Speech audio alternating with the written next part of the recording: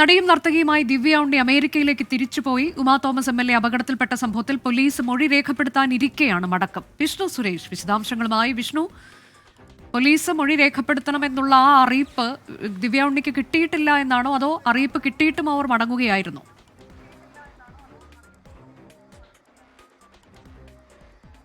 അനുജ, നിലവിൽ ഈ കേസിൽ അവരെ പ്രതി ചേർത്തിട്ടില്ല, അവർക്ക് നോട്ടീസും നൽകിയിട്ടില്ല. ആ ഒരു പശ്ചാത്തലത്തിൽ അവർക്ക് വിദേശത്തേക്ക് മടങ്ങിപ്പോകുന്നതിന് തടസ്സമില്ല. അതുകൊണ്ട് തന്നെയാണ് അവർ ഇന്ന് പോയത് അങ്ങോട്ടേക്ക്, അമേരിക്കയിലേക്ക്. പക്ഷേ പോലീസ് വ്യക്തമാക്കുന്നത് ഈ കേസിൽ സംഘാടകരെ പൂർണ്ണമായും ചോദ്യം ചെയ്ത ശേഷം മറ്റാളുകളിലേക്ക് അവരെ മൊഴിയെടുക്കുമെന്നാണ്. അതിൽ ഉൾപ്പെട്ട ആളാണ് ദിവ്യ ഉണ്ണി, അതോടൊപ്പം തന്നെ സിജോയ് വർഗീസും.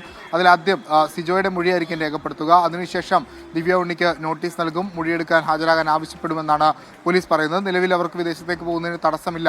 തങ്ങൾ അവരുടെ കാര്യങ്ങളിൽ പരിശോധിച്ചു വരിക, പ്രാഥമിക ഘട്ടത്തിലെ അന്വേഷണം മാത്രമാണ് നടക്കുന്നത്. നോട്ടീസ് നൽകിയിട്ടില്ല എന്ന് പോലീസ് വ്യക്തമാക്കുകയും ചെയ്യുന്നുണ്ട്. അനുജ, അങ്ങനെയെങ്കിൽ മൊഴി രേഖപ്പെടുത്തൽ ഇനിയും നടത്താമെന്ന നിലപാടിലേക്കാണോ പോലീസ് എത്തിയത്? വിഷ്ണു,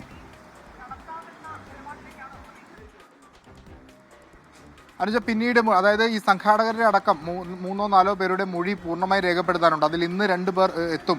നിഘോഷും ജനീഷും ഇന്ന് എത്തുമെന്നാണ് നമ്മൾ പ്രതീക്ഷിക്കുന്നത്. അതിനുശേഷം മറ്റ് 2 പേർ കൂടിയുണ്ട്. അവരുടെ മൊഴി രേഖപ്പെടുത്തിയ ശേഷം ആയിരിക്കും മറ്റുള്ള ആളുകളിലേക്ക് കടക്കുക. അതിൽ പ്രധാനമായും ഈ പരിപാടിയുടെ ഫേസായി നിന്ന ദിവ്യ ഉണ്ണിയുടെ മൊഴി രേഖപ്പെടുത്തും. അതിനുശേഷം ഈ പരിപാടിക്ക് നേതൃത്വം നൽകിയ ഈ മൃദംഗ വിഷന്റെ രക്ഷാധികാരിയായ സിജോയ് വർഗീസ്, ഇവർ രണ്ടുപേരുടെയും മൊഴി രേഖപ്പെടുത്തുമെന്ന് പോലീസ് നേരത്തെ പറഞ്ഞിരുന്നു. അതിൽ അവർക്ക് ഔദ്യോഗികമായ ഒരു നോട്ടീസ് ഇതുവരെ നൽകിയിട്ടില്ല. ഈ സംഘാടകരുടെ ചോദ്യം ചെയ്തതിനു ശേഷം ഇവരുടെ പങ്കുകൂടി വ്യക്തമായ ശേഷമായിരിക്കും മൊഴിയെടുക്കാനുള്ള നോട്ടീസ് നൽകുക.